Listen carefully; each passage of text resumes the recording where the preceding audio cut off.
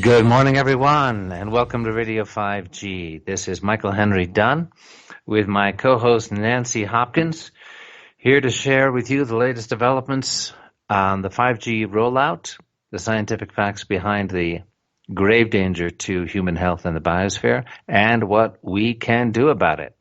So, good morning, Nancy. How are you doing today? I'm doing fine. I always love this show. We do good work. We have fun. But we're here today by ourselves. We are, because we're such fascinating people in and of ourselves. And we actually have a lot of really good information to share. So getting right to it, what we're going to be sharing with you today is, first of all, a follow-up on the events in New Mexico, specifically Taos County, where there was the crucial meeting of the Taos County Commissioners, which was attended by more than 300 concerned citizens, protesting, well-informed, ticked-off concerned citizens, presenting signatures of over 1,000 other concerned citizens, which somehow or other the Taos County Commissioners managed to ignore this very emphatic expression of citizen concern, expert witness, constitutional issues, in order to request a simple delay in the approval of new language to the land use regulations that would allow a backdoor to the telecom companies for 5G. Just a delay so that the regulations could be rewritten to express citizen concern and allow for some local government assertion of authority. And this may sound like a lot of technical stuff, folks, but this comes down to the heart of what's going on with the worldwide effort to stop the 5G rollout. One of the things that was presented in Taos was an international consultant on wired and wireless technology pointing out the safe alternative. We're not talking about rolling back your fast data uploads, or God forbid, that you shouldn't be able to download 6 movies at the airport gate before getting on the flight, because there's already technology in place. Fiber optic is a completely viable alternative to the grave danger to our health and the biosphere and our privacy, which is posed by 5G. I just want to touch on one key issue which arose, and the Taos County Commissioners are going to be hearing about this, as are the citizens of Taos, which is that the director of the Planning and Zoning Commission, with 300 people in attendance in this county commissioner's meeting room, opened the session by stating under oath, this has nothing to do with 5G. This is simply the land use regulations language, had some internal conflicts, and so I've just taken the trouble to propose new language, and as it happens, this calls for a public hearing, and somehow all these people got the idea that this is about letting 5G into Taos. Well, it has nothing to do with that. Well, we don't want to just come flat out and call this gentleman by the very nasty word, which I use very seldom, liar. Maybe he just somehow managed to forget that 3 months earlier, under oath, in that very room, he began his testimony to the county commissioners by stating that the land use regulations language needed to be reconciled because of increased applications for 5th generation wireless. In other words, the whole thing was about 5G from the very beginning. The 300 concerned citizens who showed up, took time out of their work days to show up, and the nearly 1,000 signatures on a request for a moratorium on 5G, they weren't there just because they somehow got it into their heads that some local activist ladies, as they were called, with nothing better to do, somehow managed to create a false scare in a bunch of gullible citizens. No, we were there because we knew darned well what they were doing, and he flat out denied it under oath. This was later presented by a very savvy and committed young woman who, under oath, brought forward the conflict between the Director of Planning and Zoning's previous sworn testimony and what he had given that day. So that, too, is on the record. You pointed out that, in fact, explicitly, undeniably, in clear language, he stated the entire revision of the land use regulations language was because of increased applications for fifth-generation rollout. Now, curiously, the county commissioners are supposed to put a YouTube video of the public testimony up on their website. And curiously, with 300 citizens showing up and 1,000 signatures demanding a moratorium, they somehow have neglected to do that with this apparently perjured testimony of their own Director of Planning and Zoning. You can get a DVD of it, and that is being done, but this is not going away because the subsequent vote by the county commissioners to simply roll out the new language, let the backdoor to 5G go into, which, streamlines the permit process. The fact that they went ahead and did this while denying it had anything to do with 5G, this is all going to be in their faces. Because perjury is a serious issue. Go for it, Nancy. Yeah, let me ask you a question. Now, my understanding is that every one of these meetings is put up online. And you were going to put up that video, or you were going to let us know when it got up.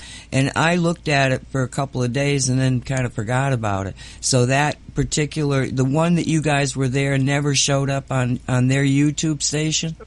Exactly. All right. Is the one where he said what he said, is that still up?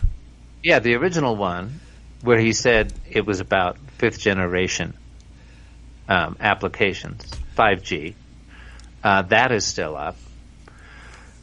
And we have obtained the young woman I mentioned.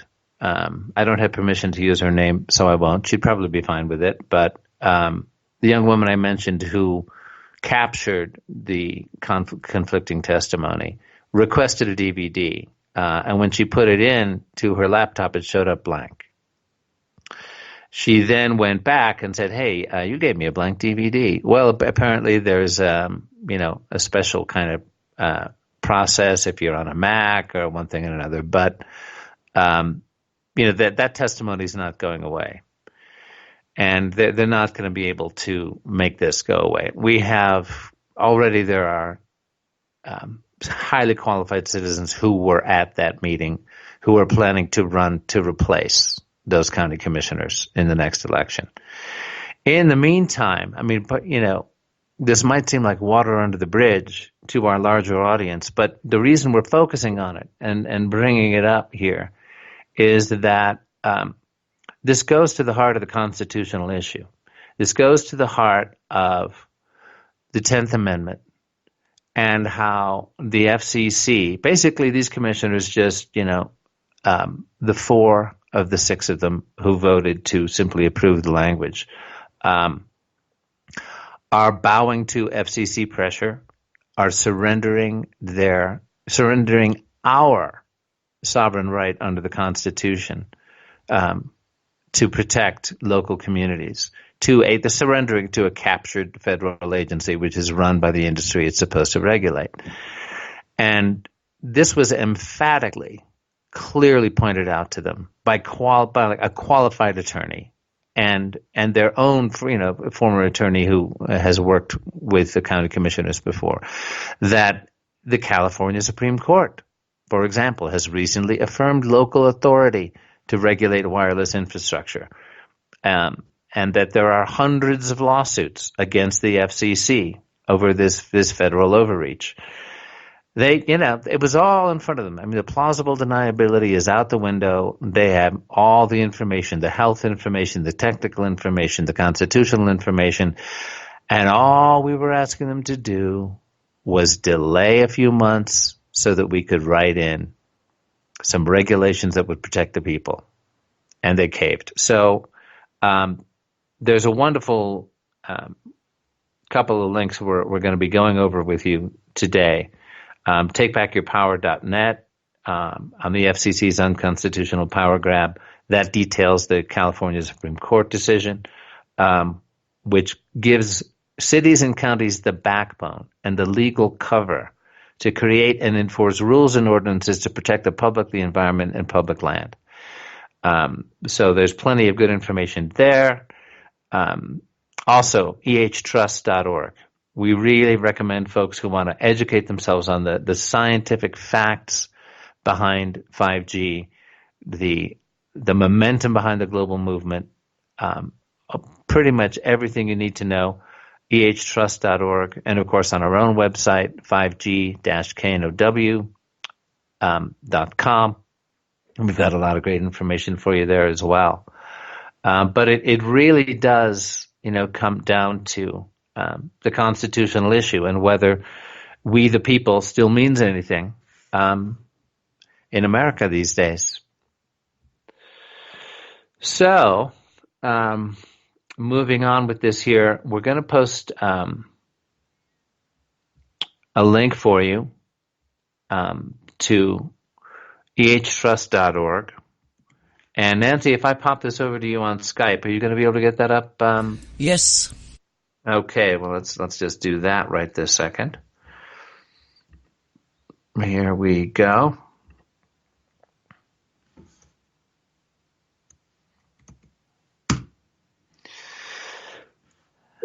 All right.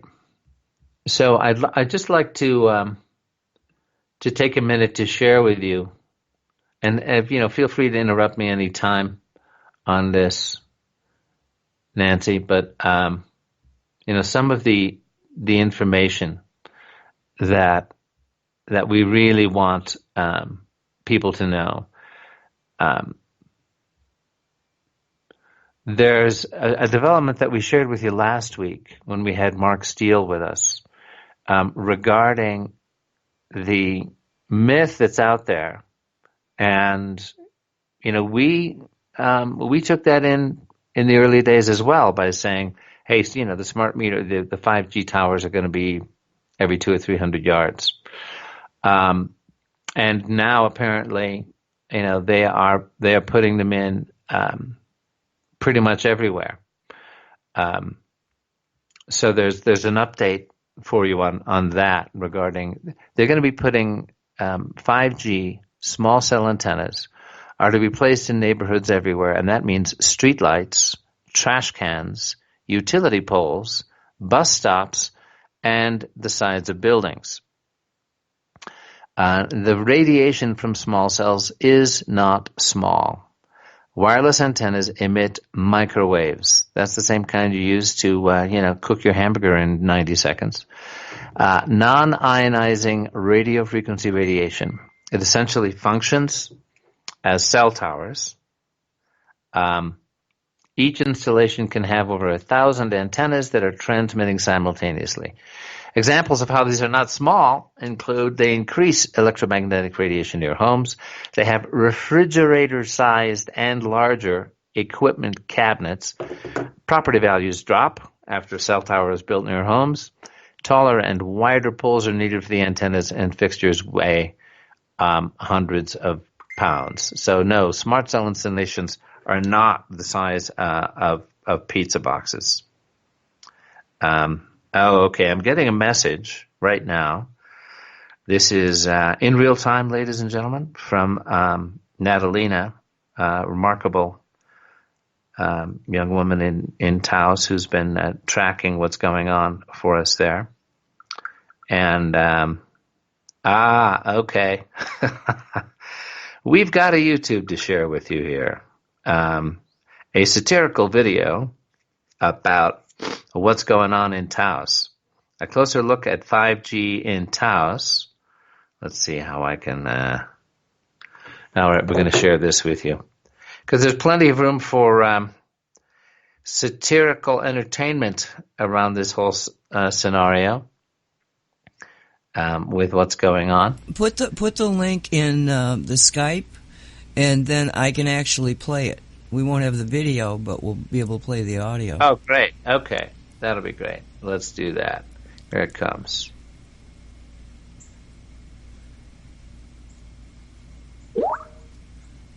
A closer look, 5G in Taos. So let's roll this for you. I haven't seen it, so I hope they use clean language. Being YouTube and them being such refined folks, I'm sure they will.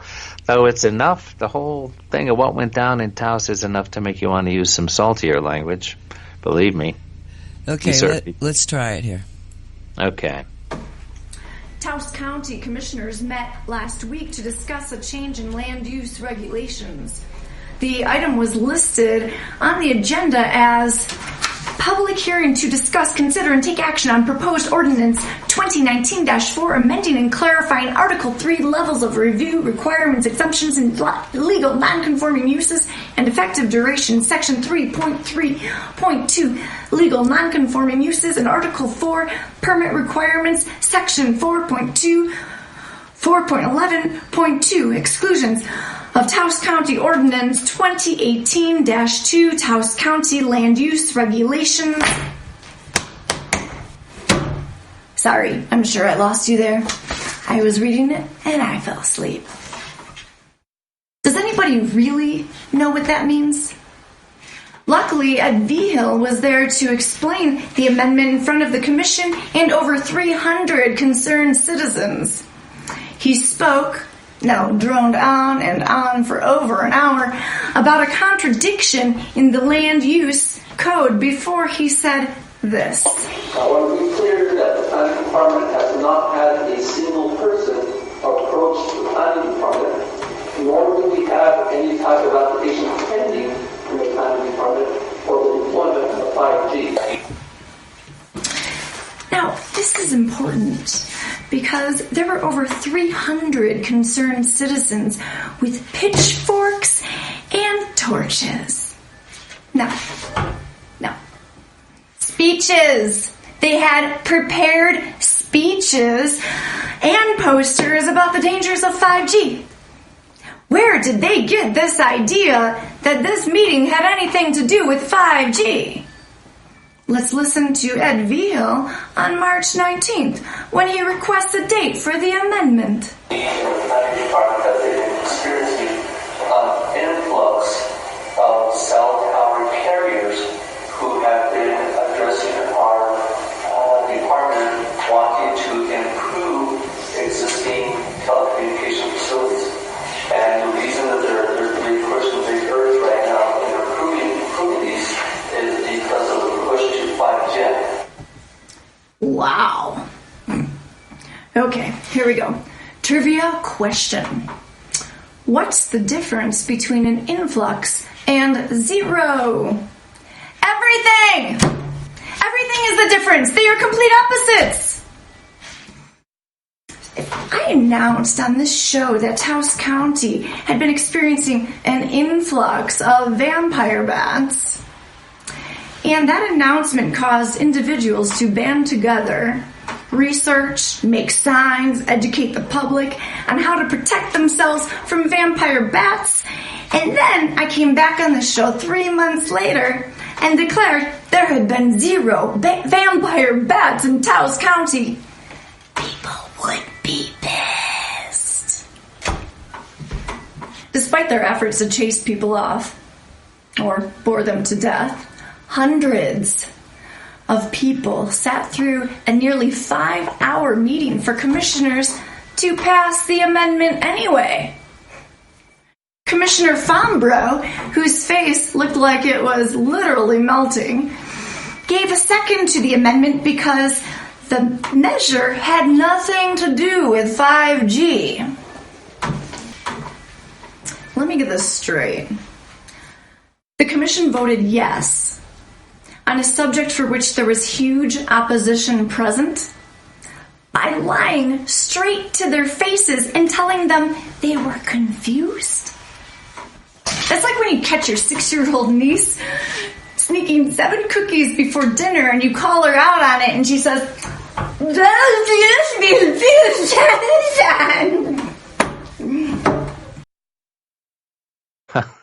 Thank you for that, Jane Jones, if that's your nommed video, nommed YouTube. But anyway, there's a satirical look at the flat-out evidence of perjury. And the thing that really gets to me about this, Nancy, is the condescension of these people on the county commissioners, you people must be confused. It's wonderful that you're all here today to participate in the civic process, but you must just be confused. How you can, have that kind of language roll out of your mouth when there is explicit evidence of different words rolling out of your mouth a few weeks before that this is all about 5G. This is going to haunt them big time. It's already haunting them. And, among the testimony that took place that day were people saying, look, we know you're dedicating your time to serving the county. We're not here to make enemies of you. But this vote will be remembered.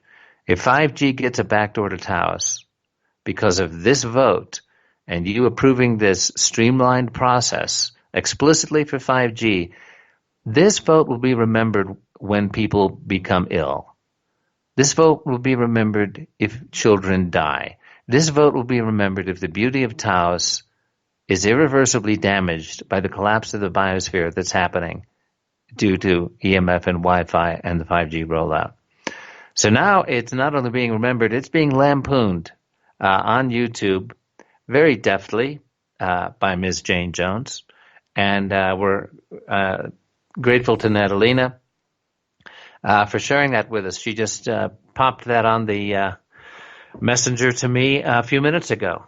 So, what did you think of that, Nancy? The benefit of this is it's got the video. Because on the YouTube, she's actually showing you the video that they have tried to make disappear. Is that correct? Yeah. So, again, it's. I'm sorry, but there's lunatics that are in charge of the asylum. Because you actually thought that it wasn't going to be obtainable, that you would take that next step into trying to make it disappear that makes you culpable after the fact, so that anybody that touched that particular procedure, now you are after the fact guilty of a crime. Yeah, it begins to be close to obstruction of justice. Oh, absolutely. And reminds me of poor old Rosemary Woods back in the Watergate scandal, where there's the missing, whatever it was, like 17 minutes of crucial, tape of the Nixon tapes that was missing. And it was the crucial meeting, it was with John Mitchell and John Dean and all those guys. And so there was the gap. How do we explain that this tape just kind of disappeared? And Rosemary Woods had to say, well, I must have inadvertently had my foot on the erase pedal beneath my desk for 17 minutes. I just must have.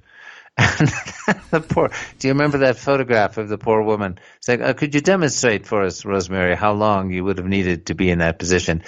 And she had to stretch her foot out like about 6 feet from her desk in doing a sort of gymnast stretch where, she's got one hand on the typewriter and her whole body is extended out across. She says, well, I was just accidentally in this posture for 17 minutes while holding my foot down on the president's most likely incriminating testimony on tape. It's that ludicrous, Well, I've always been suspicious about that missing time, because it was so specifically 18 minutes that seemed to cover something that might have been important. And if you want to make somebody look guilty of sin, do exactly that. There might have been nothing on that, but the fact that they took out 18 minutes of, was what the downfall was. You know, that he might have been set up just because of that. And these people, they didn't even learn from the Watergate affair. You know, they're playing the same thing, only they are definitely doing it, and their fingerprints are all over it. Not very. I'm glad. Well, they are captains of ship, but I sure wouldn't want them driving my car. Yeah, exactly. Well, you know, these are not the sharpest knives in the drawer on the county commission. And, you know, we do want to express our appreciation for the two responsible commissioners who did vote to delay the language change to the, you know, land use regulations. That was the backdoor to 5G. So, yeah, they. Well, you know, it's come to a point, Michael, where if you are a politician, somebody that's, you know, out there like the commissioners, and there are good people. There are people that want to do the job correctly, that are courageous people, that understand it's a moral responsibility to be able to make decisions that are needed to protect your citizens. I mean, it's kind of simple. But you got this other group there, they don't have the courage to sit there. So I humbly request that anybody, anywhere, on any government who will not stand up and protect the Constitution of the United States to just bow out and let somebody come in that will. Leave the scene, please, before we really hurt you. Yes, and by, of course, really hurt you, we simply mean lawsuits and appropriate civic and political means of calling people to account. I want to share with people when the FCC, which is a revolving door captured agency that is controlled by the industry that it is supposed to regulate, the new order from the FCC back in September, declaring that it will effectively steamroll all local governments and all Americans and do whatever it wants in deploying 5G throughout the nation. There was, just like there was in Taos, a dissenting commissioner. And so we recognize Jessica Rosenworcel. According to her dissenting opinion, the action is a gross overreach of property rights. This is an FCC commissioner, and that it will be slowed down, that our wonderful 5G rollout will be slowed down by many lawsuits from local governments. Hundreds of local governments have previously stated that they would sue the FCC if it proceeded with this. The local governments are being stripped of their rights and are simultaneously becoming aware of the vast body of evidence showing biological harm from 5G millimeter wave microwave radiation. So the FCC is on very shaky ground, and it has created an opportunity, and this is what happened in Taos, for people across America to get ticked off and get involved with their local government councils, educate them about 5G, and fight back. So here's the comments from FCC Commissioner Jessica Rosenworcel. I hope I'm pronouncing her name correctly, showing how split the FCC itself was. So this is a quote. So it comes down to this. 3 unelected officials on this dais, meaning on the platform she was with, that's Chairman Pai and 2 other commissioners, 3 unelected officials are telling state and local leaders all across the country what they can and cannot do in their own backyards. This is extraordinary federal overreach. And remember, this is an FCC commissioner talking.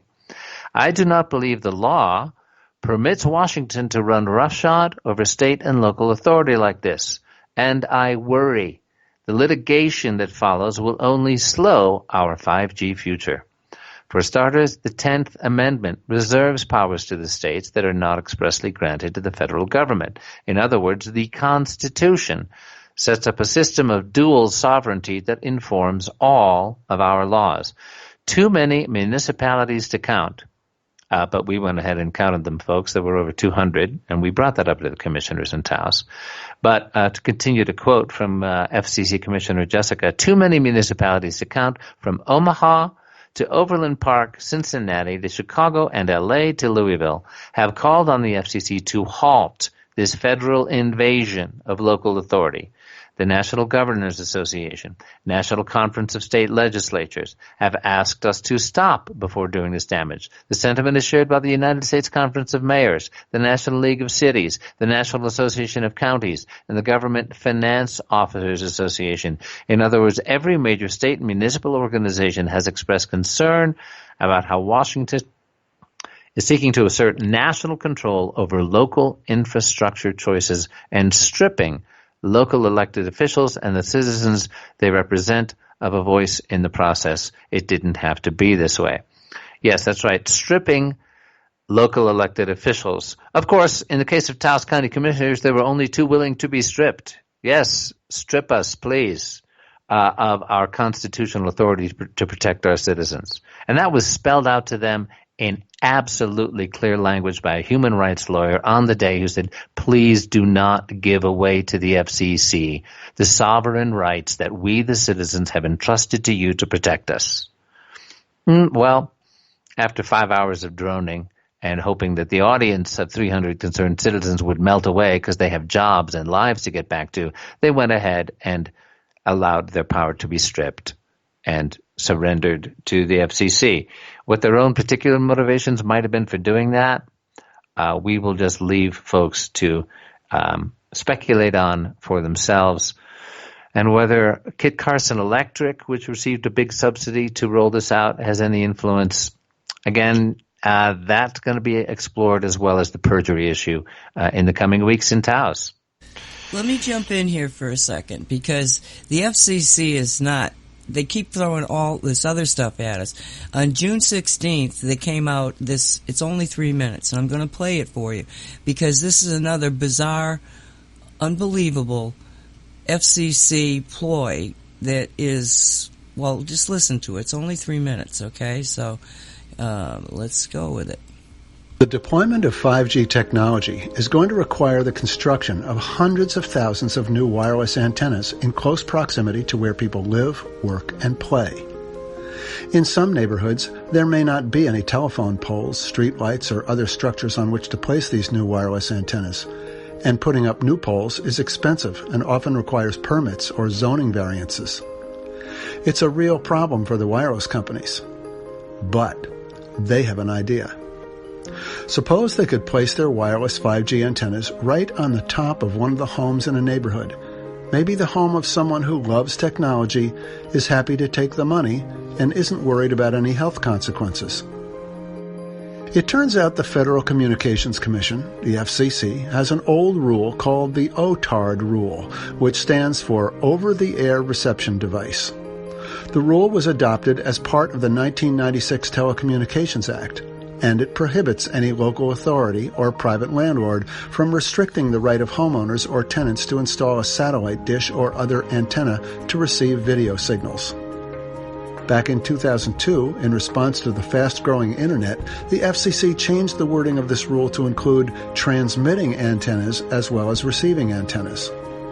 But even then, the antenna had to be primarily for use by the tenant or homeowner.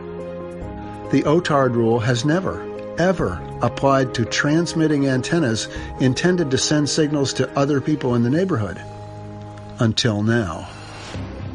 The FCC has quietly proposed a change in the OTARD rule that would cover what they call hubs. This would allow any homeowner to have a 5G wireless antenna installed on his property and, according to the FCC, empower consumers to help bring competitive wireless broadband to their communities by hosting hub sites. Since the antennas will be on private property, there will be no hearing, no notice, no opportunity to object. You might not even know about it, unless, of course, you had a meter to measure the radiation. We think the FCC is vastly exceeding its authority in making this change to the OTARD rule. What Congress originally intended as a way for Americans to get cable TV signals and internet is now being used by wireless companies as a fast and inexpensive way to get their 5G antennas into neighborhoods, even if most of the people don't want them. Only a few people in this country can do anything about this, and one of them is our friend, Congressman Frank Pallone. Please call Frank Pallone today, our Take Action Tuesday, and tell him to hold hearings on the OTARD rule. It's time for the FCC to stop using taxpayer dollars to promote the interests of wireless companies and instead fulfill its mission to protect the health and safety of the American people.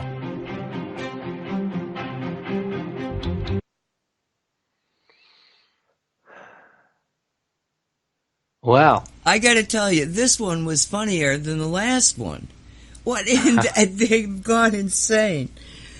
Oh, God. yeah, I love that the language, that they use to craft the change to the rule, the OTARD rule, To help bring it to the right, neighborhood. to allow homeowners to help bring to their neighborhood the wonderful Death and increases in destruction. yes.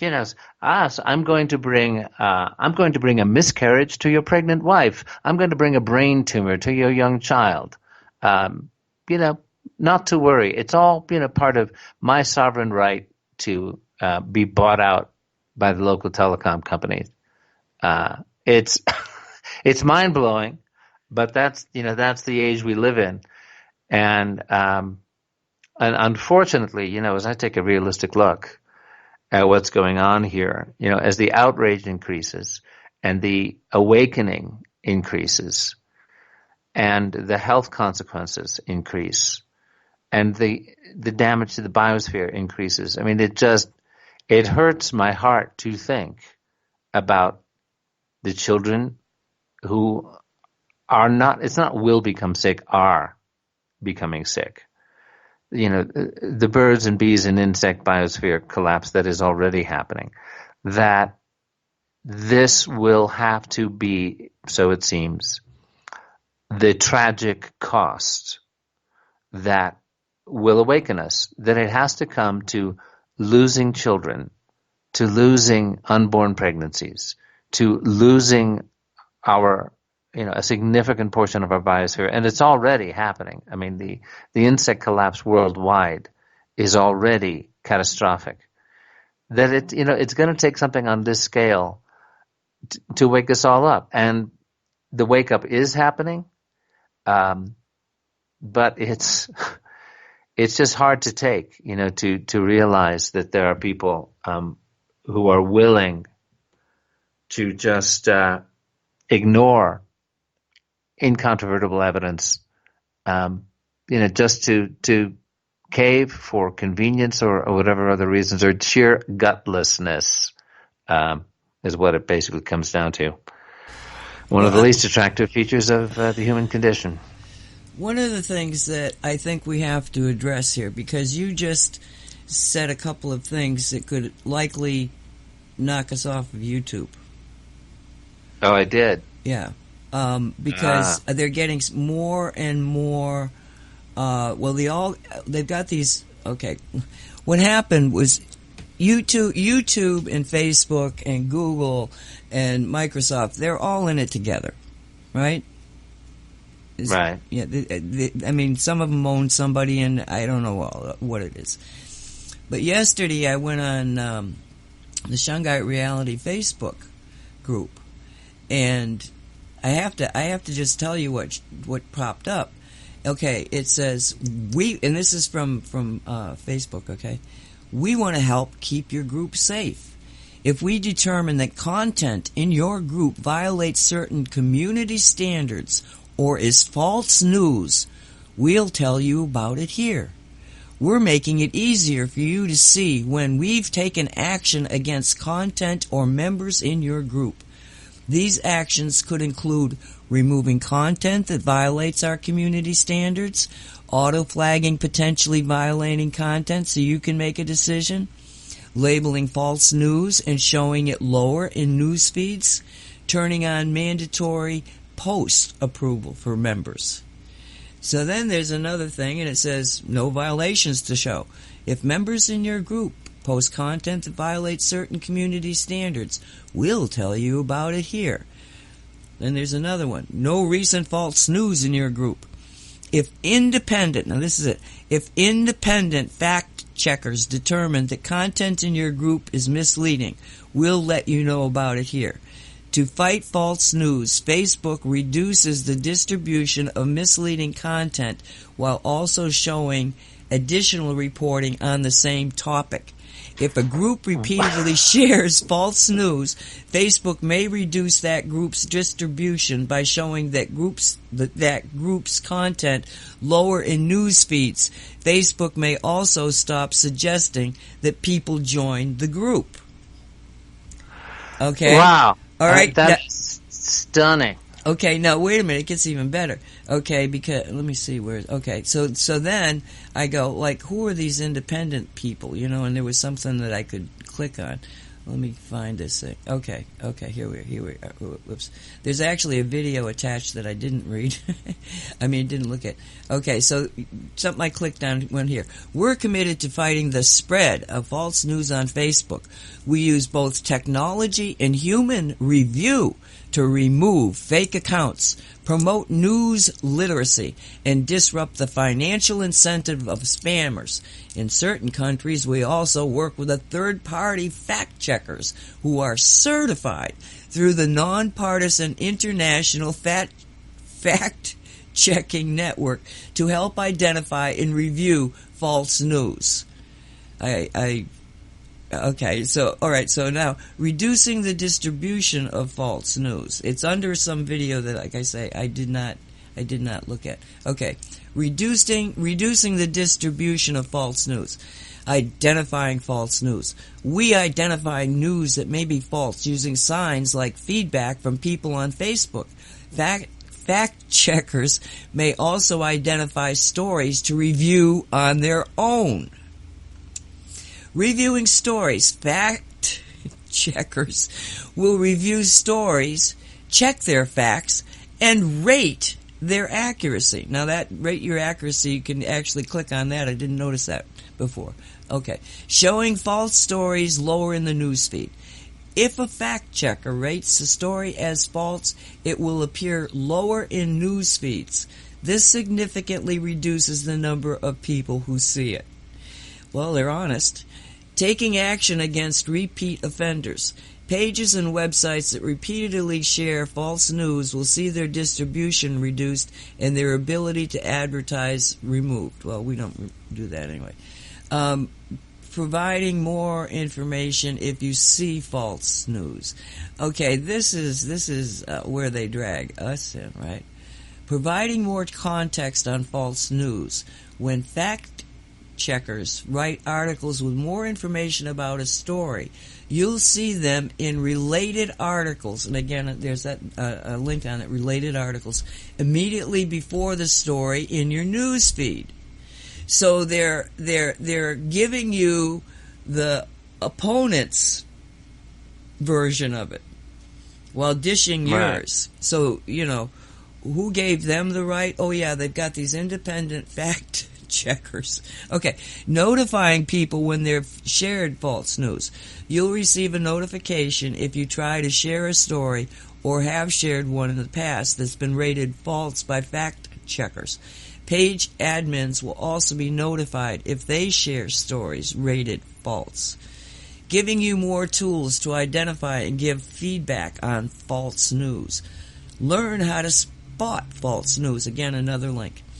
Knowing what to look for can help you make more informed decisions about what to read, trust, and share. And there's another link. Provide feedback on stories you think are false. Let us know if you think a story is false. This is one of the signs we use to identify false news. So there you have it. That they have again come out and said, yeah, this is what we are. We are the censors. Yeah, it's it's just stunning to hear this, Nancy. When I think about, the blatant paternalistic, this is mommy and daddy propaganda telling you you're not able to discern what's real and what's not. We're protecting you from false news. So we have our wonderful fact checkers who will let you know, children, because you're not able clearly to do your own research. You're not able to use your own discernment about what's real and what's not. So we are going to check facts and just flat out censor and then punish those whom we believe, are coming out with fake news. And I got an education on this whole thing. Just the use of the term fact checkers. Because it's a curious thing when you talk about a fact and what it means. Because, of course, the whole study of history, as a discipline at the university level is about interpreting what a fact means. You can have someone say, well, the fact that Rosemary Woods had her leg extended to erase an 18-minute section of President Nixon's, potentially incriminating recording. Accidentally stretched her leg out for 18 minutes, in a ludicrous position. Well, that's a fact. Yes, we have the photograph. But on the other hand, she was recently starting to take hatha yoga classes, and it could very well be interpreted in this light that this fact, now of course I'm making this up, she wasn't taking hatha yoga classes, but I give it as an example of, for example, I am cited as a quote-unquote authority on the Shakespeare authorship controversy. And in my days of debating with defenders of the orthodox attribution of the Shakespeare plays, as we call it, this would come up, just over and over again that, you're ignoring facts and, you're clearly biased. And what we're living in these days is such a polarization of what people regard as facts. And if you're going with the corporate government, the corrupt elite controlling faction, the plutocracy, identified by the nonpartisan Princeton University study as the actual form of government we have as Americans these days, we're not a democracy anymore. We are, in fact, a plutocracy that's ruled by the wealthy. That the idea that, let me stop you there because this is this is a true fact, right? You say that again. Who said that? Okay, I'm going to Google it as we speak because it's about as authoritative. Well,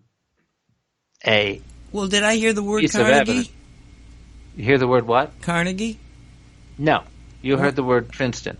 Princeton. There you go. Plutocracy study. Okay, so, and this is on the BBC. We've got numerous articles on this. I'm just going to the first one that trustworthy Google has determined I am able to see and evaluate without being fooled by false news. Our good friends at Google bring this up. Study, U.S. is an oligarchy, not a democracy. And this is from the BBC, folks, all right? And it says, the U.S. is dominated by a rich and powerful elite. So concludes a recent study by Princeton University professor Martin Gillens and Northwestern University professor Benjamin I. Page. This is not news, you say, but perhaps the two professors conducted exhaustive research to try to present data-driven support for this conclusion. Here's how they explain it. Okay, this is going to get technical. I'm going to read this in my best technical voice.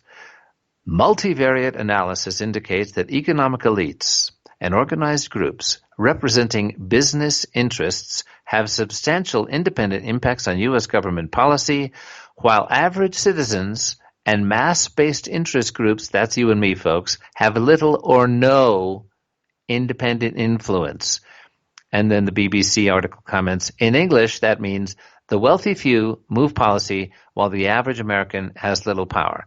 And actually, I believe that their actual language when they came to it was that the influence of Americans on government policy is negligible. It basically has no impact. America's claim to being a democratic society is seriously threatened. So, what you've just shared with us, Nancy, about the standards that are being applied as we speak on this radio program, which will go on YouTube, that there are independent fact checkers vetting this story and vetting this station to determine if, in their opinion, it's false news that 5G microwave millimeter wave radiation causes tumors, causes miscarriages. There is solid science, as our expert witness at Taos County, Dr. Sharon Goldberg, who also testified in Michigan, and that YouTube is all over the internet. She testified there is no controversy about this. Hundreds of peer-reviewed studies, EMF and Wi-Fi they have a biologically damaging effect. Okay? So, but they could determine that, well, we've checked the facts, and of course the National Cancer Institute says there's no problem. The World Health Organization says there's no problem. Well, 26,000, medical professionals and scientists have said not only is there a problem, but please stop this insane rollout. And I leave it open to our own discernment as to whether the World Health Organization, the National Cancer Institute, etc., perhaps might also be dominated by the plutocracy, be captured agencies. It would certainly stand to reason. So yeah, this is mind-blowing stuff, and I'm curious. So Nancy, what specifically, in some of the things that I was saying, where you stepped in and said, "Hey, some of the things you're saying could actually get us booted from YouTube." What did you have in mind regarding the killing of fetuses and the brain tumors? Because this is where they got Mark Steele. Because he was inciting terror, talking about violence against children, cancer, that somebody is out to get you like this. This is terrorist tag. We're not saying that. All we are saying is that there are hundreds of studies that validate the science that EMF and Wi-Fi have a toxic biological effect, and that and DNA damage, and neurological impairment, diabetes, miscarriages. I mean, we're just citing, evidence from hundreds of peer-reviewed studies. They don't care about that. They'll use anything. I've been much more cautious about things I'm putting up on YouTube. I don't trust YouTube. I wouldn't use it with the concept that it's my archives, because too many people have been, it's billions of dollars that YouTube has lost in revenue because they have destroyed so many stations. My station on YouTube is got many, many hundreds of videos. I'm not even sure how many. And I was small compared to some of the ones that they took down. With tens of thousands of viewers, and YouTube's attitude is, oh well, yeah, we're losing billions, but it's not hurting us. Right. Well, YouTube and Facebook, if left to their original purpose and power that got everybody excited back in the day, are revolutionary platforms. If they were truly uncensored, apart from obviously criminal activity and, removing, having their standards around pornography and violence and hate speech, fine, we're all on board with that. But if they were left to their own, original purposes, and we remember back in 2011, during the Arab Spring, about how Twitter and Facebook were, everyone was saying, this was this revolutionary tool. Crowds were able to gather. Activists were able to instantly communicate with each other. They were, able to spread information instantaneously. This is the stuff that gives tyrants nightmares. And so the tyrants have taken, their steps. And now YouTube and Facebook are simply, propaganda arms, very well controlled and policed propaganda arms. I mean, at least there's still enough openness where they're telling you, in very paternalistic language that they're propaganda arms. We are, enforcing community standards and taking care to ensure that you are not, abused with false news. Well, thanks very much. It's censorship. It's blatant censorship. It goes against everything that the Constitution stands for. Freedom of speech, freedom to have the ability to not have a spiritual overseer of some kind of a church. Well, this is a technological spiritual church. The cathedrals are your banks. Right. It's like they have replaced. See, this is where I think the real key is, and probably we should wait until after the break. But I think the key is that that our spirituality has been replaced by the concept of Big Daddy spirituality. The technocrat is the priest. Right. And let's take our break in a minute here, and just to, wrap up a thought I'm getting on this right now, which is that YouTube is a company, all right? When we talk about free speech, I mean, we can go down to the coffee shop and have a loud conversation that everybody can hear and say all this stuff, right? And that's free speech, protected by the Constitution. Now, just like there's, newspapers back in the day when newspapers in America were still independent and not owned by, one of 5 media companies as they are now. There were newspapers that everybody knew, okay, the Chicago Tribune, that's the Republican paper. The editorials are going to reflect the Republican point of view. Over, on the other side of the Chicago River, there's the Daily News. That's Mike Royko. That's the liberal paper. That's the Democrats. Okay. And then in the middle somewhere, you get the Sun-Times. And, papers had ideological biases, political biases, and that was okay. You could go to whatever when you wanted. And they weren't necessarily going to print stuff that, that went against their bias. But now you got YouTube, and we all kind of think of YouTube as like the public airwaves or like talking down at the cafe, and it's not. It's just as much a corporate-controlled, politically slanted propaganda arm as the most conservative paper, back in the day, or William Randolph Hearst, doing his version of propaganda when he owned all those newspapers.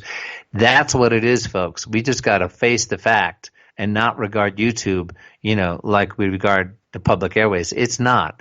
It's a corporately controlled propaganda arm of the corrupt elite. And with that, we're going to take a little break. What's our music today, Nancy?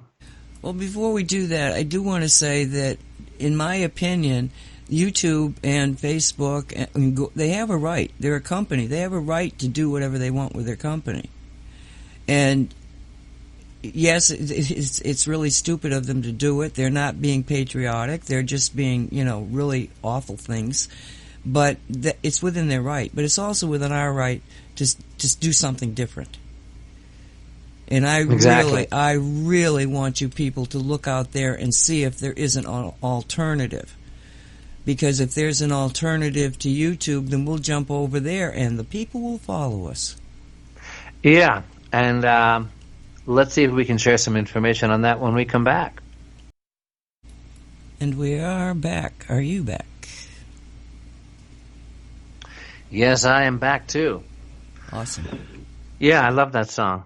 Really excellent. Who was the artist on that again? It's Hunter Hayes, and it's called Invisible. And I highly recommend anybody just pull it down, because it so much catches the concept of they have negated us as being important. It's just like, well, guess what? We are important. There's 7.5 billion of us, and there's only a handful of you guys. You're not playing a game that's very safe. Right, and despite the blatant censorship of the internet that is going on, the internet is still, in essence, a revolutionary tool. Is still not yet under complete control. It still is. I mean, the very fact that we're having this conversation right now on internet radio, in other situations, other political contexts, other historical moments, we'd have been arrested already. There's still enough of a remnant of free speech in America and enough of, in our cultural DNA that cantankerous, rebellious, don't tread on me sense of our right to free speech and self-governance that, it's, they're not going to get away with it over the long haul because the internet, even though it's compromised, was the game changer. And, back in the day, like, for example, in Elizabethan England, printing presses were licensed. The ability to, the mass media of the time, you couldn't have a printing press that could print dangerously, inciting pamphlets. You'd be arrested in pretty short order just for making the statements that we're making here. So good for us. That's absolutely true. But what people should remember is that there's not just one internet. There's a dark web. And the dark web is independent of the one that we think exists. Now, we know the dark web exists, but how many other versions of the internet exist? We don't know, but I can tell you one thing. If they try to take down the one we're using, there are backups. We will never be out of communication.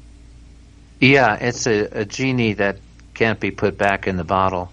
Of course, the dark web is famously a place where a lot of dark things happen, a lot of criminal stuff and child pornography, etc. But it's also a place where people go who need to share liberating information, who need to share truth, who need to share things that support the freedom of humanity, go in order not to be monitored, tracked, and penalized simply for asserting, the basic rights of human beings that are enshrined in the United Nations Declaration of Human Rights and in the Constitution and in Magna Carta, etc.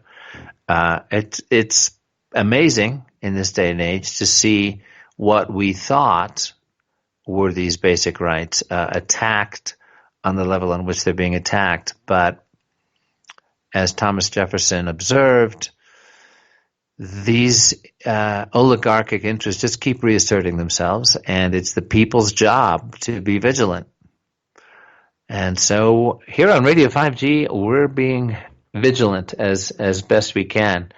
So I've shared with you, Nancy, a couple of links, which it would be great if we can share with our listeners about alternatives to Facebook, alternatives to YouTube. For those of us who don't like being, paternalistically monitored and told what is good for us to view and what is not, what is true news and what is fake, there are lots of viable alternatives out there, viable alternatives to Facebook, viable alternatives to YouTube. I mean, obviously, because of their reach, the reach of the platforms, it's a convenience, and we end up sticking with it because we can reach more people at this point. And for you to have an alternative to Facebook that works for you, it's like, okay, I've got almost 2,000 so-called friends on Facebook, right? Of whom maybe 150 to 200 I consider in the range of like good friends to friendly acquaintances whom I could, pop them a Facebook message and get a reply.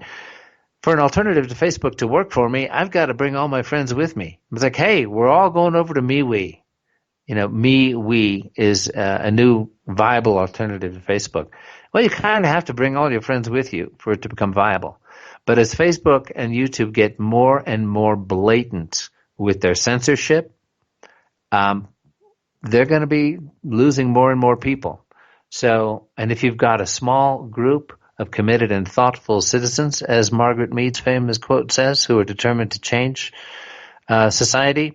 Maybe that's all you need over on MeWe, is your small group of committed, thoughtful citizens who can converse in peace and freedom without having their conversations monitored and tracked and censored. Well, so we shall see. Facebook and YouTube, they were built by us. We can build something else. Right. The fact of the matter is that if they continue the way that they're going, that we have no alternatives. We'd like to play ball with them. You know, they've done a good job, but they've lost their way. And unfortunately, that way is going way the opposite direction from where we want to go. So, yeah. you know, people have to begin to think in terms of what will work. You know, what will work for you.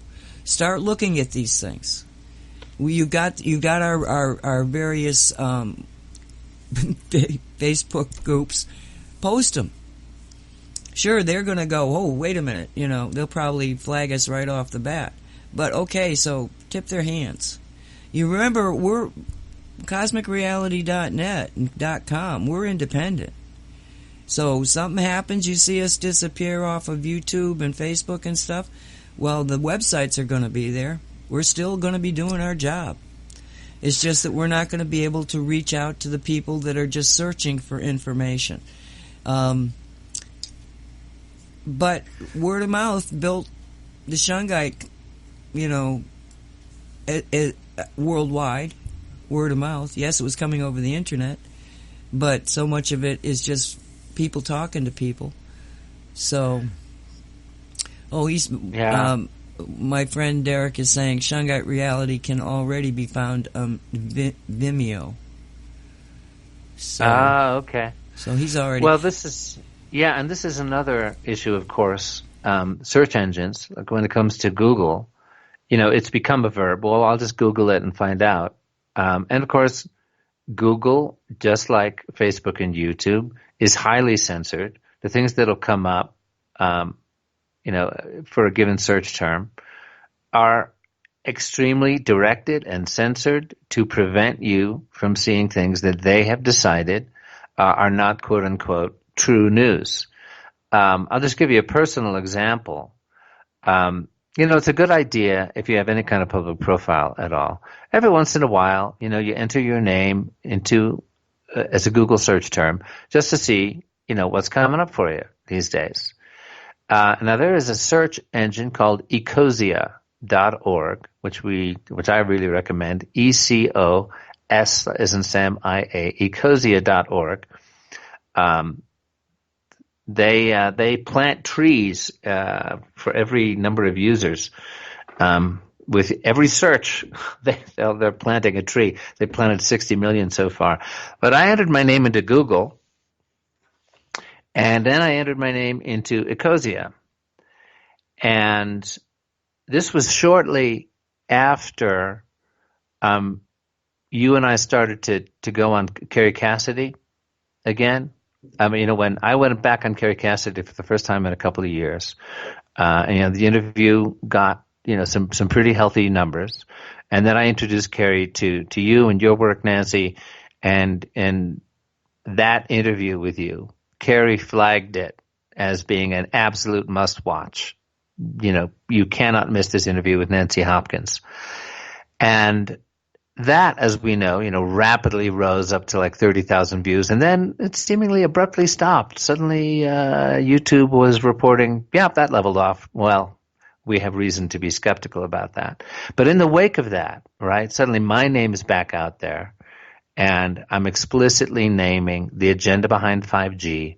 I'm explicitly naming the split within the cabal between the old guard and the new guard. I'm explicitly naming, you know, the hidden agenda behind 5G, its metaphysical aspects, and then, you know, I introduce you to Carrie, and you come out with, you know, all of your amazing information, the Shungite overview, how 5G, Shungite does not protect you against 5G, but it is this amazing phenomenon in so many other ways, 4G, EMF, and Wi-Fi protection.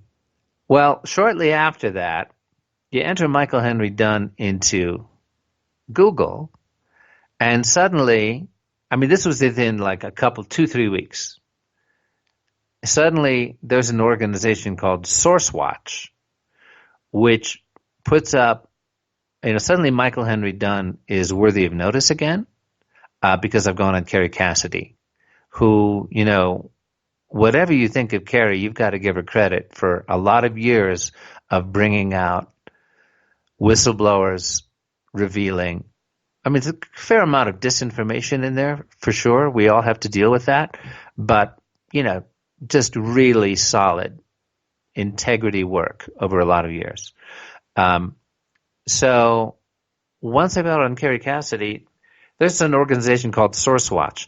Now, you might do a little Googling on SourceWatch, which turns out to be basically propaganda fact checkers, an organization that is set up by far left think tanks to produce their version of quote unquote true news on people and organizations who are exposing the corporate agenda. That's my take on SourceWatch. And of course, what they'll do is, since most of us, we do a Google search, we look at the first page, and we look at the first few lines below every link. Okay, what's the deal on this? And they love to use language like has been linked to. So-and-so has been linked to conspiracy-prone organizations such as ... Now, you might click on it and you might not, and you might read it further and find that it's, just a bunch of unsubstantiated disinformation and smearing, defamation. But you go over to Ecosia and you enter my name, and you simply get all the substance on everything I've done, the interviews I've done, the books I've written, the music I've created. You get my actual record of a life lived. But over on Google, they connect you to the far left so-called fact checkers who put up one defaming opening line in order to, to slant people's perceptions of somebody who just went out on Kerry Cassidy's Project Camelot to expose the agenda behind 5G. That's just an example of what's going on. So, are you familiar with Ecosia at all, Nancy? Sorry, I couldn't get the mute up. Because I was looking at it thinking, well, when I put my name in Google, if I don't put Shungite or radio, it comes up with this woman who's a biology teacher up in Massachusetts. Okay. And so I was gonna look at that and see what came up for me. No, I have not used that specific one. I tried using DuckDuckGo, but I don't like it. It just doesn't resonate right with me. Bing, no. Google. I use Google because most of the stuff that I'm getting, I want to know is okayed. Yeah. I don't want to push their buttons. If it comes to it, okay, great. No problem. But right now, I want to be accessible to as many people as we can. Yeah, and if you Google Nancy L. Hopkins Shungite, pardon me, not Google, if you use it as a search term on the search engine ecosia.org, and you do it under videos, for example, well, right there, because this is a good, clean search engine, right there, number 2, you get the Project Camelot interview with you. Nancy Hopkins, 5G and Shungite science and Shungite bees. And, a couple of highlighted lines. Nancy Hopkins is a bioelectronic weapons expert and psychic remote viewer. We will discuss Shungite and its effect on bees and 5G. Excellent show, all caps. So, there are alternatives. And Ecosia is certainly a pretty reputable one from everything I'm hearing. So we really recommend that you check that out. Yeah, we have to start pursuing alternatives so we know what's out there. And if as soon as we start looking for them, what we need will happen. That's just the way the universe is, especially in the internet. I can't tell you how many times I've said, well, somebody's got to have done this. Oh, no, nobody's done this, and then a half an hour later, well, yeah, somebody did do that. Because it's who knows if we're thinking that somehow or another the computer system, the internet system is already AI, but it's an AI that is actually commanded by human thought, not algorithms. Mm-hmm. That is more responsive to what we're thinking. I mean, I can tell you that I was responsible for the internet because when I was in the military, I got frustrated by not being able to get real-time information on countries all over the world. Now, I was at the top of the intelligence community and couldn't access this information. And while I was there, I was in a very secure location, and there were two of the original systems that became the internet. They were based on a new, actually it was the wiring. It was 50K wiring. I think it was 50K. I forget what we called it. But it was a new type of wiring. It was gray. And so we called it the gray line. But that gray line was secure communications that evolved into the internet under DARPA. And what would happen is that somebody who had a phone in the system would call me, and their entire voice would be mixed up until it got to my phone. Then it would be translated so it sounded like I was just talking to the guy. And in that particular facility, the entire facility, highly top secret facility, there were two of these phones. One was in the communications department, and the other one was on my desk. So I had, an understanding of how this was all working, and I said, we should be able to talk to one another. I should be able to get instantaneous knowledge about what's happening on the other side of the world. And pretty soon we had the internet. Well, pretty soon. It took another 20 years before we really got it. But, no, I think that I'm using myself facetiously. I think an awful lot of people just wanted more information. And so the universe morphs itself to create the internet. Now, there is a whole story that evolves around the concept of the Groundhog Day concept. All right, that Earth is going around. The galaxy is got a black hole in the middle of it, and we're basically going around this huge galaxy. It takes how many thousands, millions of years probably to do this. But within the black hole of it, when you're moving away from the center sun, and that we do different turns too, so even it gets a little complicated, but we do different turns. So sometimes we're moving away from the central sun.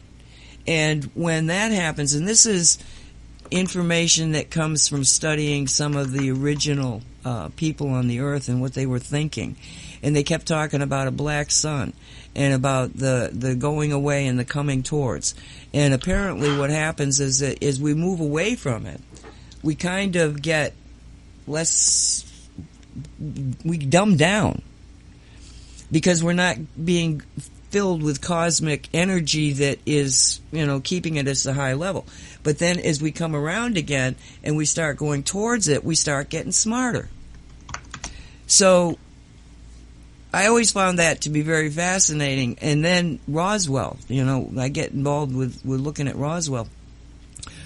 And Corso's book, The Day After Roswell, where he is a colonel in the Army and is tasked with taking stuff they found in Roswell on the ships and putting it into civilian industry so that it could be developed.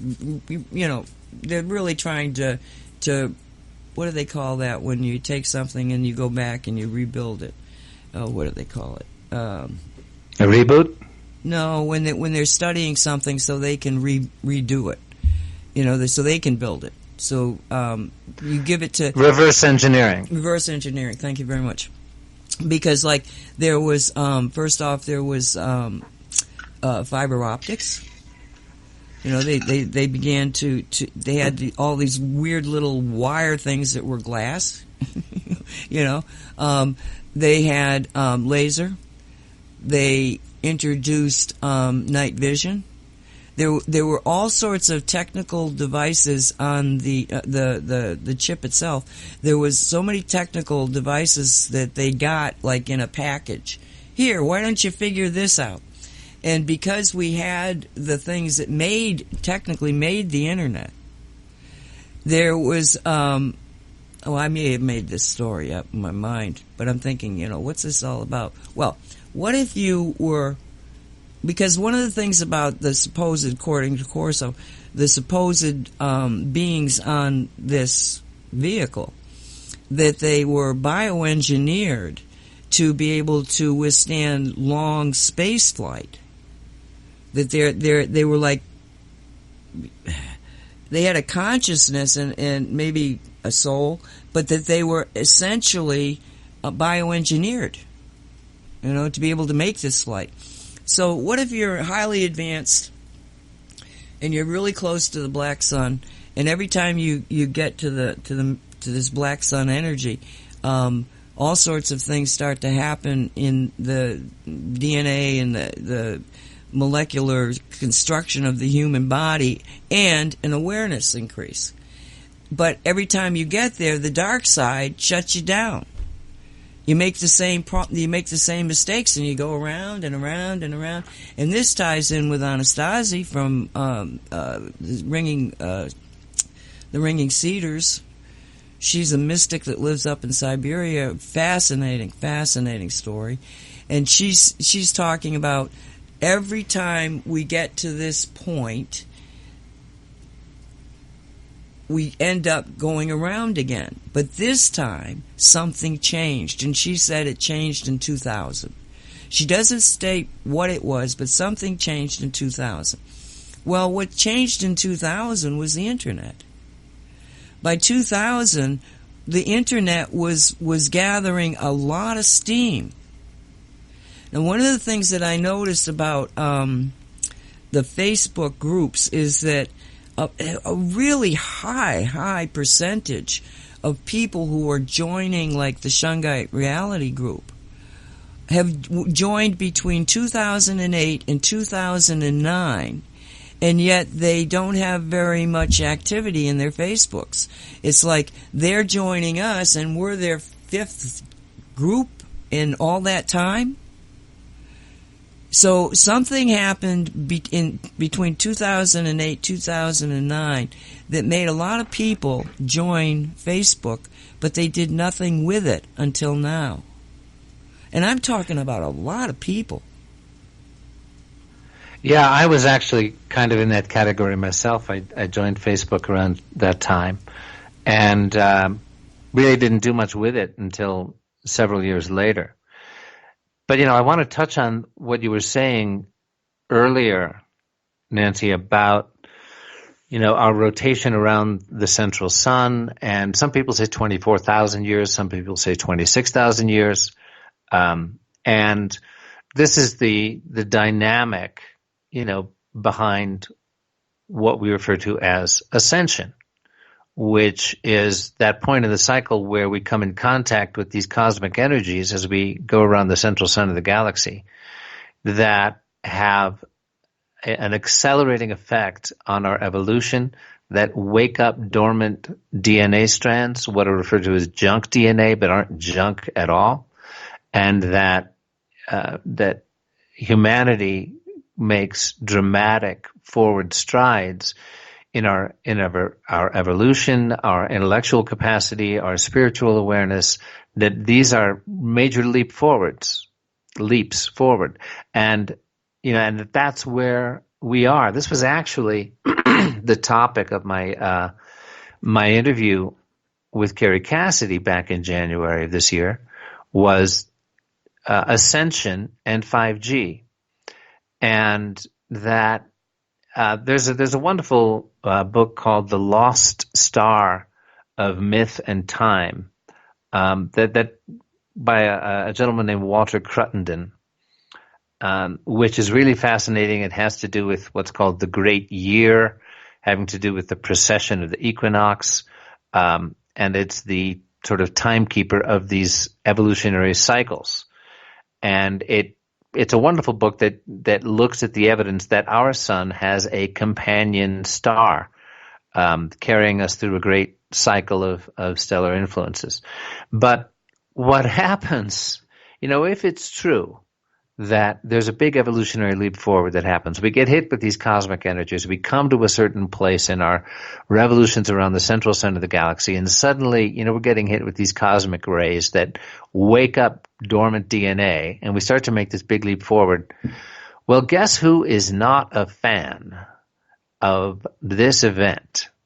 It would be the controlling, corrupt elite, who do not want to see humanity awakened, who do not want to see their convenient debt slaves wake up to the fact that God gave them soul sovereignty and freedom to ascend into greater states of harmony and joy and freedom. This is not on their agenda. And, their science, while they keep it from us, is very advanced, and they know the effects of this. And really, when you get down to it, I first woke up to the reality of 5G when friends whom I trust, apart from sharing with me, the flat out science, as our good friend Mark Steele has done, on what 5G is, its lethal effects on humanity and the biosphere. Certain other sources that I trust said, okay, the big picture agenda on the 5G rollout is to put an electronic clampdown, an electronic prison across the planet to prevent the awakening of humanity before it's too late for the bad guys, before we evolve too fast in these accelerated times of this cosmic energies coming in, because they can see the jig is up. The game is nearly over, and we are waking up. And even though it's frickin' bleak out there, there's a lot of scary stuff going on. 5G, obviously, not the least of it. There's also light and freedom and decentralization spreading all over the planet. There's groups, what we refer to as the Inner Light Network, the ILN, which is the counterpoise to the Cabal. We all hear about the Dark Cabal, the Illuminati, this all-powerful faction. Well, first of all, they're not all-powerful, and they're not a unified faction. They're fighting each other all the time. And there is the Inner Light Network, also infiltrated into all the high places of government, finance, politics, media, also able to pull strings and pull levers at key moments, and who are on the side of human freedom and joy and prosperity and abundance and a sense of us as a family. So we just need to remember that that's out there also, and they are working to prevent this electronic clampdown on human ascension. And by ascension, what I understand, you hear all kinds of different things out there about what the word means. It is simply about an accelerated moment where a mass of human souls are at a point where they can literally ascend to a higher state of evolved consciousness, a greater awareness of our union with our Creator, a greater awareness of our nature as brothers and sisters, and a greater degrees of peace and harmony and abundance. That's our destiny. That's our birthright. That's where we're going. And on a certain level, 5G represents a desperate, last-minute attempt to clamp that down and stop it before it's too late for the bad guys. At least that's my view. That's the end of my little speech. But by doing that, they actually did the worst thing they could have done, because they raised this flag about 5G. I mean, when we were talking earlier about your statements regarding what happens when you got 5G. It's happening. 5G is out there. It's already happening. The fact of the matter is that there's a huge rise in heart disease, in strokes, in loss of birth, the kids' nosebleeds, the suicides. All of it has happened. The death of the trees and the birds and the bees and everything else. All of it is there. And it just made people wake up and look at it. And it was like, I say that, 5G is a gift from God to me. Because nobody would listen to those of us that were screaming 4G is killing the biosphere. But the 5G is killing everybody so fast, and it's so obvious, and it has so much scientific depth to the explanation of why and how and everything else, that the bad guys, they can't even dispute it. And they admit that they've never done studies. Because they know, well, they have done the studies. They know that it's going to do exactly what, their opposition is saying it's going to do. So it's a tremendous impetus for the change. The very thing they wanted to try to stop, they have essentially accelerated in unbelievable ways. Yeah, and you read the same thing about the cabal, loosely termed, a military-industrial complex, central banking complex, etc., going back centuries. They've been able to pull off false flags forever. If you go back far enough in history, historians don't argue about the reality of false flags. Everybody knows, oh yeah, we know about Pancho Villa. Oh yeah, we know about the Lusitania. Oh yeah, Pearl Harbor. Once it gets too comfortably close to the present, you get people like Rachel Maddow, the daughter of a U.S. Navy officer, going about, this, conspiracy theorists false. Well, try studying your own naval history, Ms. Maddow. But when it comes to 9/11, right there, it's an example of just what you're talking about. Everybody knows false flags existed, but that was, this huge, blatant, unignorable, spectacularly horrific overreach that woke up a lot of people who then just looked at the evidence.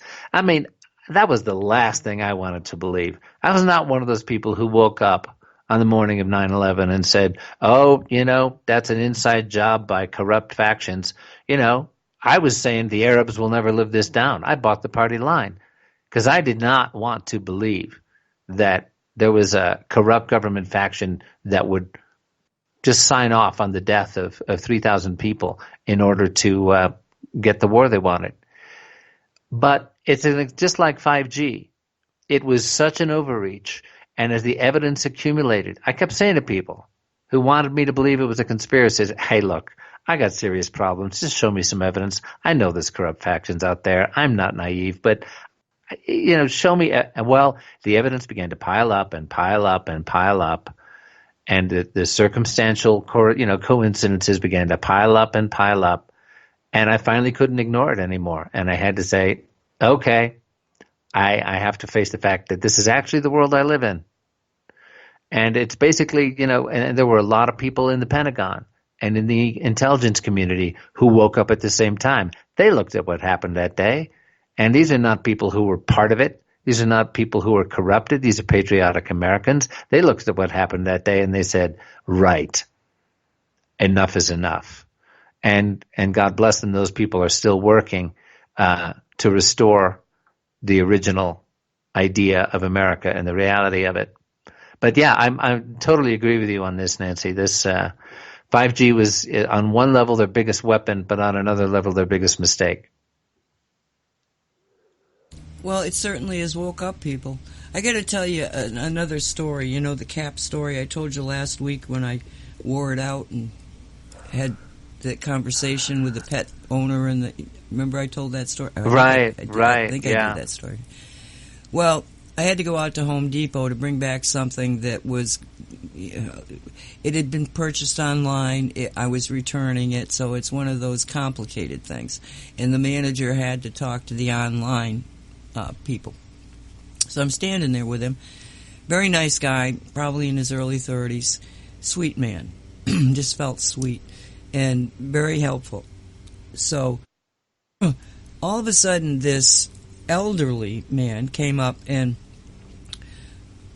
he didn't exactly push me aside, but he got between me and the manager and didn't even acknowledge that I was there. And he says to the manager, oh, are you on the phone? Well, he was obviously on the phone because he was working with me. But he says, I've got a complaint. And he pulls out these two pieces of, he's got, I don't even remember what the one thing was, but the other thing was this bleach-like bottle with a big handle, a big bottle. And he says, I just bought 3 of these, and your clerk put 2 plastic bags on them. It doesn't even need a bag. Why would you waste 2? Now I've got 3. Now that's 6. 6 going into the trash. And he was really, he said, I'm 82 years old and you people don't care, and, the world's going to hell. And I'm there, and I walked out of the house. I was going to take the hat with me, got to the car and said, oh, well, all right, I'm just running over there to do this and da-da-da. So I had excuses. So I didn't have the hat on. Now, he had dismissed me, okay? So I'm not even involved in the conversation, but I'm thinking, oh man, I should tell this guy he should get off of the paper or the plastic bag thing and get on the 5G thing, right? And I'm thinking about this, but I really wasn't given the time to interject myself into the conversation because this guy just stormed off, right? And I'm standing there kind of stunned, and the manager says to me, I so apologize. I'm so sorry that you had to see that. And I said, he was right. And the manager says, well, I know he was right, but what am I supposed to do about this? And he starts going into, some people like more bags and blah, blah, blah. And I'm looking at him and I'm going like, oh, dear God, this is the man I'm here to see. And so I pulled out one of the cards. I still had the cards with me that we take with us when we got the hat, so you just have to hand it to him. You don't have to have the conversation. And I said to him, I'm going to apologize to you because I'm about to change your reality. This man is concerned about plastic bags. We have to be concerned about 5G. His whole body changed. He already knew. And I said, I'm not going to get into the conversation with you. I'm going to give you this card. This is going to lead you to information that's going to change your life. And I'm sorry for that. Because initially it's going to be difficult. You're going to have to get into the fight here. We all have to fight. And he's looking at it. He looked at both sides of it, and then he put it in his wallet. And he looked at me and he said, thank you. Wow. Yeah. That's so where it is. They're out there, and I swear we've got to. And I don't care if you use our hats. Get yourself something that says anti-5G. If you're a group of people, find the cheapest way that you can get, like some kind of those political pins. No 5G. Put it on you so that the other people around you will identify that, oh my God, there's one of me. If we come together, if we identify ourselves, and that's what the internet gave us, the ability to identify ourselves. But now we got to go back to the old way, because there's too many people that are not connecting with us on the internet. But if you just go out into your neighborhood, you're going to find. I've been out twice. I didn't have the hat, should have had the hat, but I went out twice, and I did give away a card each time. So well. You know what I'm saying? Yeah, well, I sure do, and I'm going to make an unabashed plug here for those caps because they're pretty cool, and this is where is it? Did you take it off? I was just looking. We're still working on it because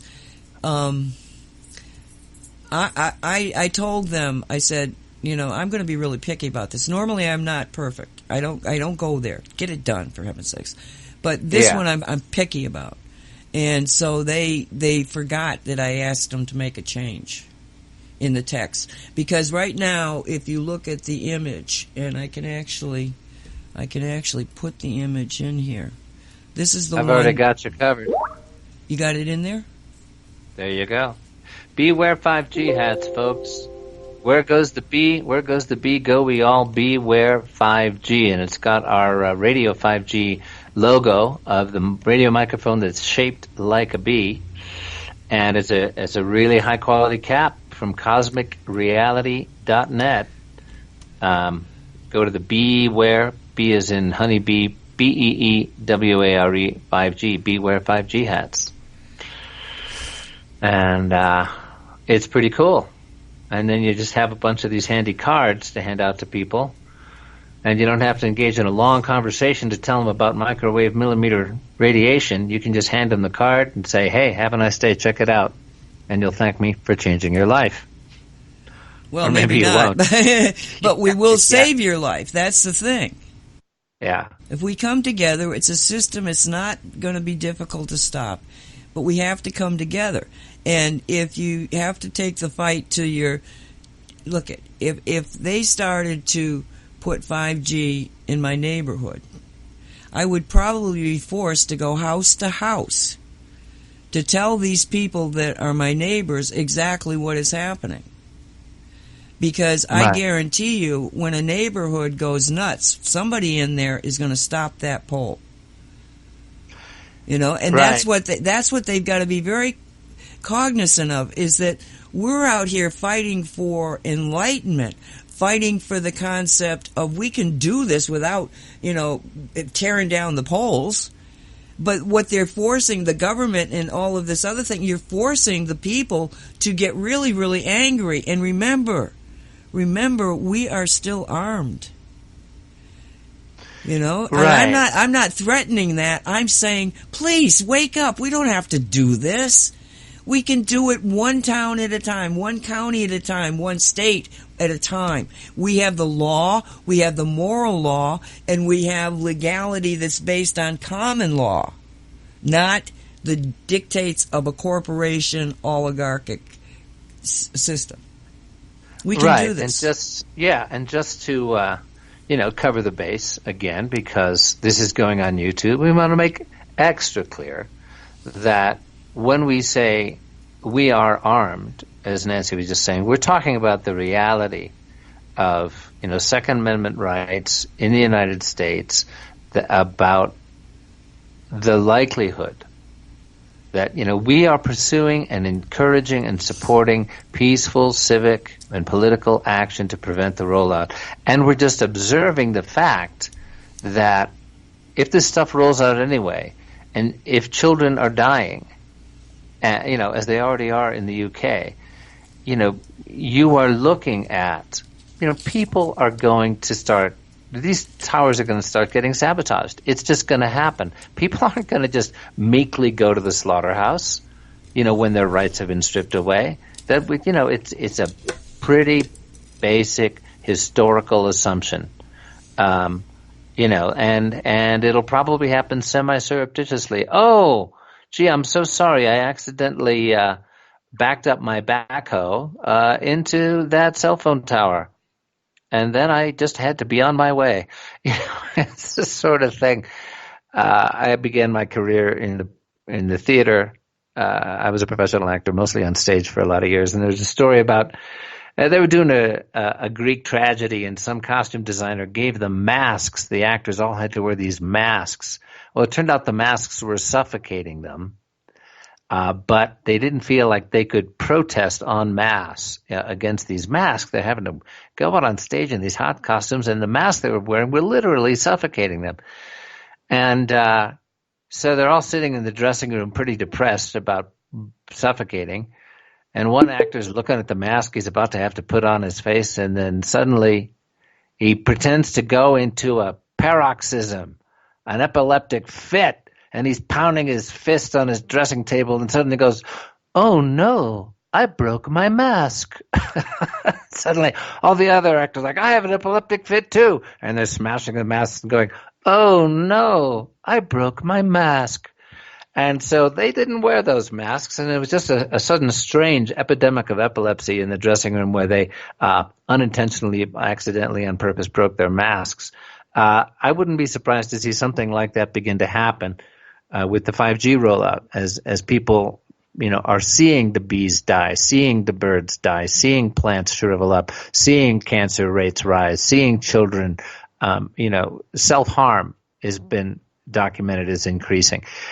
Seeing all this stuff, let's just go the safe political legal route and not have people get as angry as any of us would get if this were rolled out over our sovereign rights, over the Constitution, and causing the level of harm that this has been shown to cause.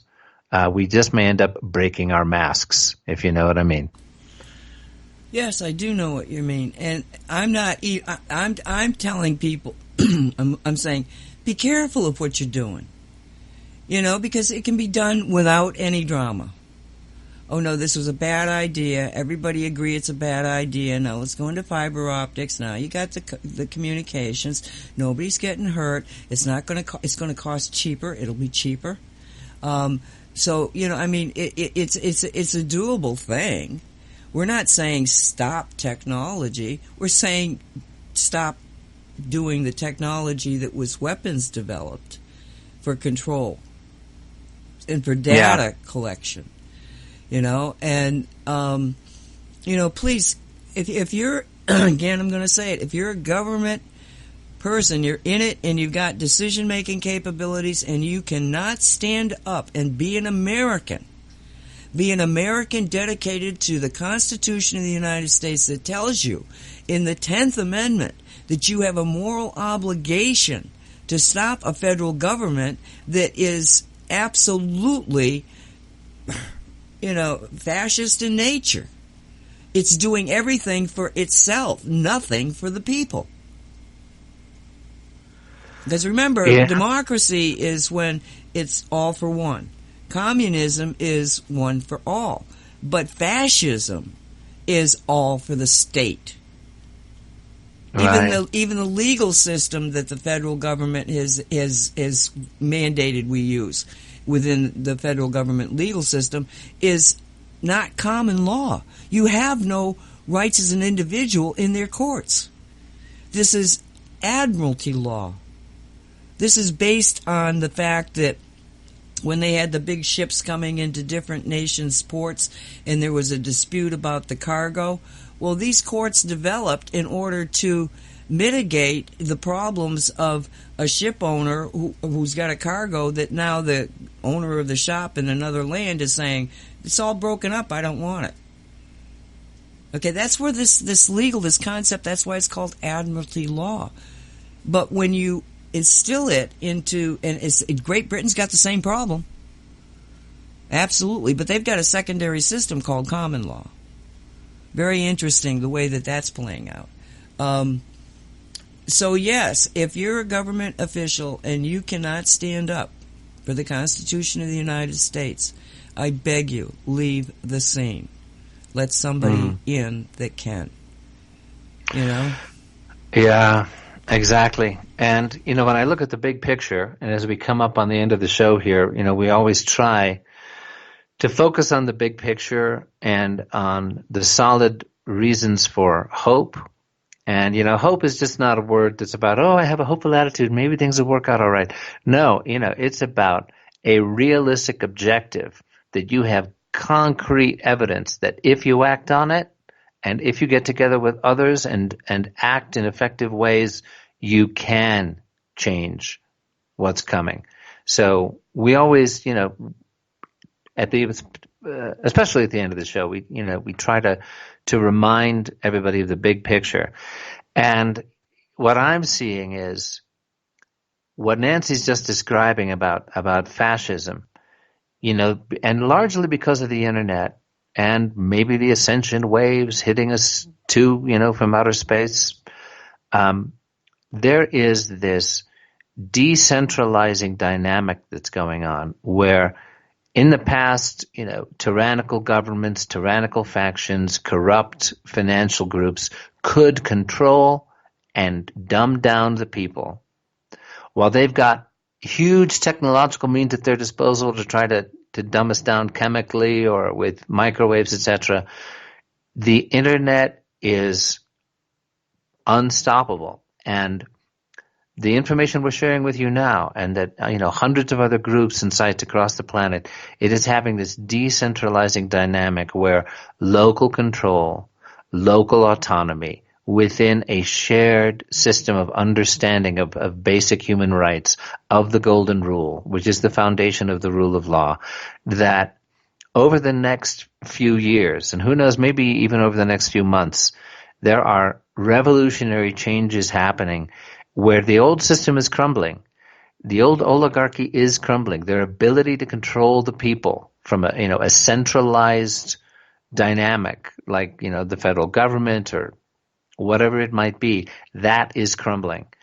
And I believe that within our lifetimes, and possibly, before the next Olympic Games, or before the next time the Chicago Cubs win the World Series, who knows? But this dynamic is accelerating.